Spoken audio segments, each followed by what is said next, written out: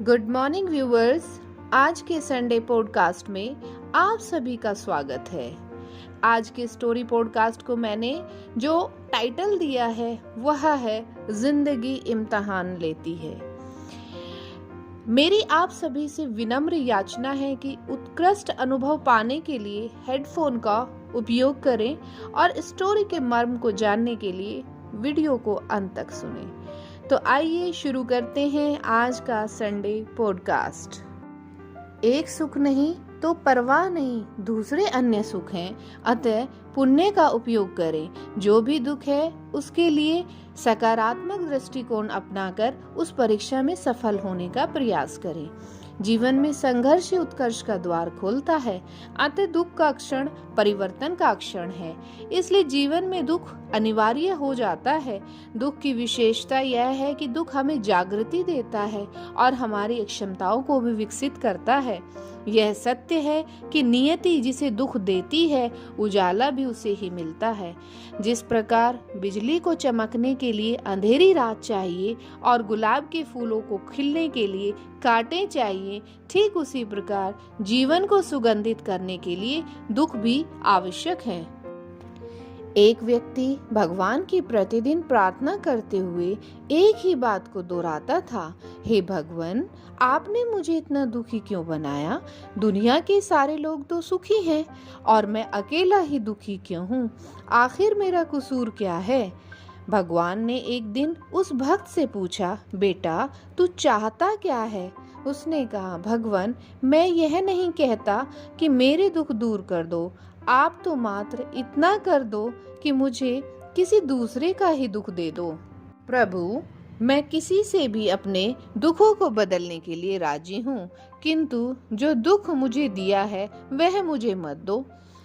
मैं जब दूसरों को देखता हूँ तो सब मुझे खुश दिखाई पड़ते हैं। बाजार में देखो तो कुछ लोग हंस रहे हैं, कुछ बातों में तल्लीन हैं, कुछ सलाहें बांट रहे हैं, कुछ लोग मनोरंजन में डूबे हुए हैं। इनको देखकर ऐसे लगता है मानो सारा संसार मजा ही मजा ले रहा है। मैं अकेला ही हूँ जो दुख भोग रहा हूँ। ठीक यही हाल आज धरती पर जीने वाले हर मनुष्य का है। किसी ने क्या खूब कहा है, दुनिया में आदमी को दुख कहाँ नहीं, वह कौन सी जमीन है जहाँ आसमान नहीं। गौतम बुद्ध ने कहा, दुख जीवन का सत्य है, सुख तो केवल घूंघट है। बिना कांटों की चुभन के फूलों की कोमलता का स्पर्श भी नहीं हो पाएगा। संसार के सुखों से भी दुखों की शक्ति अपार है। मनुष्य के पास 100 सुख हो और एक दुख हो तो मनुष्य अपने आप को दुखी मानता है। यह निश्चित है कि 100 सुख होने पर भी वह अपने आप को सुखी नहीं मानता। 99 सुख पास होते हुए भी वह रोता है, मात्र एक सुख चला जाए इसलिए वह बिलखता है। भगवान अजितनाथ के भ्राता सगर चक्रवर्ती का पुत्र सुख चला गया था, तब वे कितने बेचैन हो गए थे। श्री राम का चित्त कैसे विभ्रांत हो गया था जब लक्ष्मण जी की मृत्यु हो गई थी। जो सुख हमारे पास है ही नहीं, उस सुख का अभाव हमारे जीवन पर इतना हावी नहीं हो जाना चाहिए कि हम शून्य बनकर रह जाएं। एक सुख नहीं तो परवाह नहीं, दूसरे अन्य सुख हैं, अतः पुण्य का उपयोग करें। जो भी दुख है उसके लिए सकारात्मक दृष्टिकोण अपनाकर उस परीक्षा में सफल होने का प्रयास करें। जीवन में संघर्ष ही उत्कर्ष का द्वार खोलता है, अतः दुख का क्षण परिवर्तन का क्षण है। इसलिए जीवन में दुख अनिवार्य हो जाता है। दुख की विशेषता यह है कि दुख हमें जागृति देता है और हमारी क्षमताओं को भी विकसित करता है। यह सत्य है कि नियति जिसे दुख देती है उजाला भी उसे ही मिलता है। जिस प्रकार बिजली को चमकने के लिए अंधेरी रात चाहिए और गुलाब के फूलों को खिलने के लिए कांटे चाहिए, ठीक उसी प्रकार जीवन को सुगंधित करने के लिए दुख भी आवश्यक है। जिंदगी में इम्तिहान देने से घबराओ मत। गगन से जब उजाला होने वाला होता है तब रात्रि का अंधकार एक बार सघन हो जाता है। अंधकार की सघनता प्रकाशोदय का शुभ लक्षण है। पृथ्वी पर जब गर्मी का ताप अधिक होता है तो वह अच्छी वर्षा के आगमन का शुभ लक्षण माना जाता है। सुख हमारी प्रतीक्षा कर रहा है, बस एक बार दुख रूपी दरवाजों को पार करना है। अतः दुख की चोट पड़ने दो, नगाड़ा कभी अपने आप नहीं बजता। डंके की चोट पड़ने पर ही नगाड़े की ध्वनि दूर दूर तक पहुंचती है। जैसे गिरना उठना पूर्व की भूमिका है, उलझाव सुझाव की पूर्व स्थिति है, उसी प्रकार दुख भी सुख का द्वार है। जिंदगी में इम्तिहान देने से घबराओ मत। गगन में, आकाश में जब उजाला होने वाला होता है, तब रात्रि का अंधकार एक बार और घना हो जाता है। अंधकार की सघनता प्रकाशोदय का शुभ लक्षण है। पृथ्वी पर जब गर्मी का ताप अधिक होता है, तब वह अच्छी वर्षा का आगमन का लक्षण माना जाता है। सुख हमारी प्रतीक्षा कर रहा है, बस दुख रूपी दरवाजों को पार करना है। अतः दुख की चोट पड़ने दो, नगाड़ा कभी अपने आप नहीं बजता। डंके की चोट पड़ने पर नगाड़े की ध्वनि दूर दूर तक पहुंचती है। जैसे गिरना उठने की पूर्व भूमिका है, उलझाव सुझाव की पूर्व स्थिति है, उसी प्रकार से दुख भी सुख का द्वार है। महाभारत युद्ध की समाप्ति के बाद श्री कृष्ण जब द्वारिका जाने लगे तो माता कुंती ने उनसे दुख का वरदान मांगते हुए कहा था, हे भगवान, मेरे जीवन में थोड़ा सा दुख हर समय बना रहे, ताकि आपके परम सत्य के दर्शन में मेरा ध्यान सतत बना रहे। जब जीवन में चारों तरफ सुख ही सुख होता है तो मनुष्य उन्मादी बन जाता है।